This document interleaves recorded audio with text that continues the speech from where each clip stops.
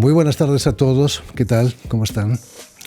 La trayectoria de un artista está sin duda plagada de cambios, dificultades, un verdadero laberinto que puede llevar al éxito, sin duda. Pero el caso de nuestra invitada de hoy, la española Anna Chrisman, es más que extraordinario. Después de largos estudios de piano, ha llegado a ser la primera intérprete y compositora de arpa flamenca de la historia.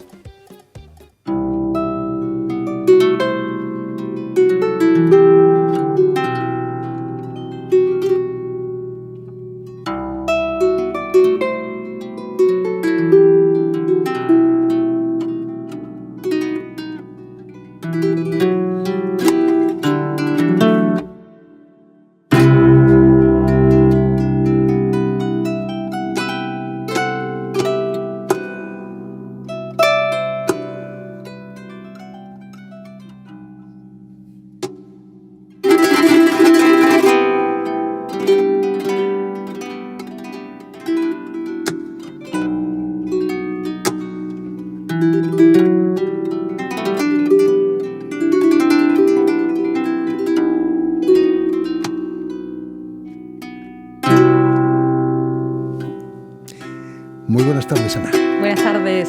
Bienvenida a Radio Francia Internacional. Muchas gracias, un placer Has estar venido aquí. maravillosamente acompañada por Luis de la Carrasca, granadino y buen amigo del programa desde hace años ya. Bienvenido también a Radio Francia. Buenas tardes, Jordi. Digamos ante todo que Anna Chrisman ha nacido en Jerez de la Frontera, una de las cunas históricas del flamenco. Es cierto que ya de pequeña bañabas en esa música, en ese canto, en el cante hondo. Bueno, Jerez es territorio flamenco, como bien has dicho, y al final, pues si naces y vives allí, es prácticamente imposible no respirarlo. Entonces eso va impregnando a las personas que lo habitan. Imagino que en tu casa se escuchaba mucho flamenco también. La verdad es que no. No. Yo no vengo de familia de artistas ni de músicos, lo que pasa que habité y habito territorio flamenco y entonces es inevitable no enamorarte de este arte tan bonito como es el género del flamenco. Tu interés por la música te lleva al conservatorio, vas a estudiar piano en el Conservatorio Manuel de Falla, ¿no? Ahí en Cádiz. Sí. ¿Fueron tus padres quienes te empujaron, quizás? Bueno, nos ofrecieron cuando éramos niños a mis hermanos y a mí si queríamos aprender a tocar un instrumento y los tres quisimos. Entonces estuvimos unos años haciendo cada uno un instrumento diferente, pero yo luego el piano lo dejé. No, la verdad que es un instrumento muy bonito, pero no llegué a apasionarme como para tener continuidad hasta el día de hoy, ¿no? Entonces yo el piano lo aparqué y fue la historia con la música, que es curioso cómo nos podemos enamorar y desenamorar, entrar y salir de esta corriente, ¿no? De estar en relación con un instrumento. Pues fue al cabo de mucho tiempo, cuando hacía 20 años que no tocaba el piano. Vi un artista callejero tocando el arpa celta en la calle y me enamoré del instrumento. Y sentí que era un instrumento flamenco. ¿Eso lo descubres en Irlanda? ¿Cómo Sí. fue que te fuiste a Irlanda? Pues estaba de vacaciones porque yo trabajaba de otra cosa que no tenía nada que ver. Yo era maestra de escuela de niños. Pues un verano, estando de vacaciones en Irlanda, paseando por allí, vi a este artista callejero y me quedé hechizada. Me fascinó este instrumento y yo lo sentí flamenco y me dio mucha curiosidad de cómo sonaría por soleá, por seguirilla, por granaína, por los cantes, por los decires de Andalucía. ¿Cómo sonaría por ahí? Lo curioso que el arpa céltica está muy alejada del flamenco, y lo mismo que una copa de Jerez de una cerveza Guinness, ¿no? Sí. ¿Cómo imaginas que eso puede funcionar con el flamenco? No te lo puedo explicar porque es algo que sentí. No viene de que yo razonara. Yo lo sentí. Yo sentí que era un instrumento flamenco. Me pareció precioso y digo, esto tiene que sonar increíble porque la gente canta también en Andalucía que digo, esto con el cante y con los ritmos que guarda el género del flamenco, digo, tiene que ser precioso. Entonces volví de las vacaciones y empecé a buscar qué se había hecho de flamenco con arpa por curiosidad. Y entonces mi gran sorpresa fue que no encontré nada. O sea, no había nada de flamenco con arpa. Digo, ¿cómo puede ser esto? Entonces, pero bueno, regresé a mi vida, a mi colegio, con los niños, a mi rutina y me encontré con que algo brotaba dentro de mí que no me dejaba tranquila, que no... La belleza de un instante desde entonces habita en mí de manera permanente. Fue como encontrar algo dentro de mí que no sabía que existía. Quizás porque el arpa es un instrumento milenario. Dicen que el rey David tocaba el arpa ya hace 3000 años. Sí, la guitarra es mucho más moderna, ¿no? Sí. Bueno, el arpa es un instrumento para mí muy especial porque estamos hablando efectivamente de un instrumento milenario cuyo primer registro, ¿no?, de existencia se remonta al 3500 a.C. Y yo creo que en realidad el buen maridaje que hace con el flamenco es porque ambas entidades comparten la ancestralidad. Hablamos de dos elementos ancestrales que por eso maridan bien, por eso finalmente pueden dialogar y pueden estar en comunión, porque son dos entidades muy antiguas, el flamenco y el arpa. Y ese flechazo hace que vuelvas a Andalucía y que te pongas a estudiar arpa. Pero adulta te fue difícil, ¿no? Imagino encontrar profesores en un conservatorio.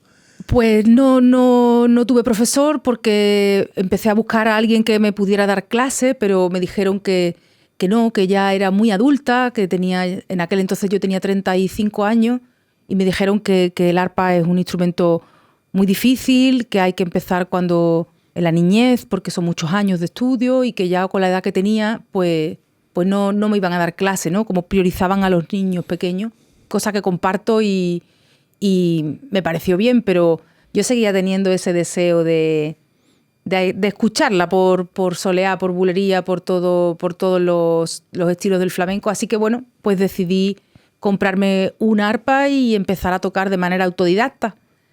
Y el arpa yo la toco de oído. Ha sido a base de ensayo-error, de ir buscando esa sonoridad que yo tenía dentro de mí, por ese habitar territorio flamenco que yo sentía que estaba dentro del instrumento, así que me puse a hacer un trabajo directamente de cuerpo a cuerpo con el instrumento, ¿no? De oído y de buscar lo que necesito hasta encontrarlo. Tanto que vas a dejar de trabajar para dedicarte plenamente al arpa, ¿no? ¿Cuántas horas estudiabas al día? Yo ha habido una época que podía tocar 14 horas al día los primeros meses. Pero claro, el arpa, la música enseña muchas cosas porque es una gran maestra y es hermoso trabajar para algo que es mucho más grande que tú, porque la música ya estaba antes de que yo naciera, está mientras yo en mi paso por la tierra y seguirá estando cuando yo me vaya, ¿no? Entonces, ponerte al servicio de una divinidad, ¿no?, es realmente un privilegio y ser vehículo de algo tan majestuoso como es la música. Yo cuando empecé con el arpa encontré en mí una sensación de que estaba deseando de que llegara la tarde para ponerme a tocar, estaba deseando que llegara el fin de semana para ponerme a tocar, estaba deseando que me dieran vacaciones para ponerme a tocar. Y hubo un momento que me sentía zurda, porque digo, es que mi vida es para después, mi vida, lo que yo quiero es para después. Y entonces decidí dejar el trabajo y no tenía ninguna fecha de concierto. Pero bueno, pues decidí dejarlo porque la música me enseñó que la riqueza son estas cosas que tienes en tu vida y que no cambiarías ni por dinero. Eso es la riqueza. Y tener inquietud y tener ganas de desarrollar algo con un instrumento y no hay que dejarlo pasar. Hay que ponerse con ello y la vida se abrirá paso. Otro de los problemas a los que tuviste que enfrentarte es escoger una arpa adecuada al flamenco, ¿no? Uh-huh. No fue la primera arpa céltica que encontraste, la que tocas. No, hoy al programa he traído la tercera arpa que llevo construida. Ya he roto 2 antes. Muchas horas buscando, de trabajo. sí, muchas horas de investigar, de probar con diferentes maderas, materiales para las cuerdas, posibilidades, medidas. Pues es un camino paralelo que voy haciendo porque el arpa flamenca como instrumento no existe. Eso hay que hacerlo. Entonces vamos dando pasos hacia ese instrumento ideal que queremos encontrar, que ya hemos avanzado mucho. O sea, ya viaja conmigo en el avión, que eso ya es muchísimo. Me dirijo a Luis de la Carrasca. ¿Qué pensaste cuando alguien te dijo que había un arpista que tocaba el flamenco? ¿Te lo creíste? Fue curioso porque fue en Canarias, en Palma de Gran Canaria, en el Salón de Música del Mundo, VUMES, y allí fui a ver el estándar de la Junta de Andalucía y vi la publicidad, ¿no? Un libreto, arpa flamenca. Entonces le pregunté a la muchacha que se ocupaba de ese stand y dice, sí, está por aquí, que asomó al momento. Ana, asomó al momento, entonces nos dimos a conocer. Y nosotros que habíamos ido también con un estándar para nuestra publicidad, ¿no? Pues quedamos, vino con su ordenador, los cascos, me puso lo que hacía y ahí fue el primer contacto. Y luego más tarde la programamos dentro del cuadro del Festival Andaluz, que es ahora en marzo, en Aviñón. Y desde entonces, pues hemos hecho amistad y musical y personalmente. Y bueno, pues aquí estamos, ¿no? A apoyarle su camino. Ana, eras consciente de la pionera que eras tú en eso de la arpa. Incluso en tu primer disco has tenido que inventar un neologismo. Eres arpaora. Sí, pero fíjate, eso nació por las entrevistas, porque los periodistas me preguntaban, ¿tú eres arpista? Yo decía, no. Arpera, quizás. No, porque yo no me siento arpista porque no he ido al conservatorio a recibir clases de arpa y no me dedico a hacer el repertorio, digámoslo así, de clásico o típico o tradicional de arpa. Entonces, cuando me hacían esa pregunta, pues, ¿tú eres arpista? Pues yo siempre decía que no. Y me decían, ¿pero cómo que no? Si tocas el arpa. Digo, ya, pero no. Y ahí empezaba yo a pensar. Y un día se me ocurrió, digo, claro, arpaora. Claro, cantaor. Y así nació el nombre del disco.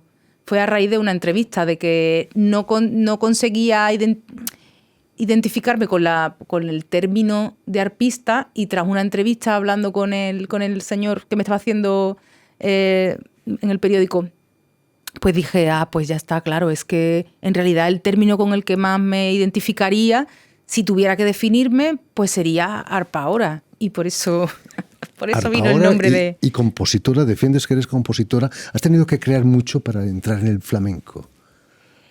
Claro, bueno, un disco y unas composiciones conllevan un proceso de destilación, por decirlo así, donde se elaboran mucho las melodías y las posibilidades y hay muchísimas horas detrás. Nosotros, los músicos y los compositores, ofrecemos, por ejemplo, canciones de 4 o 5 minutos, pero eso tiene muchísimas horas detrás, muchísimas, sí.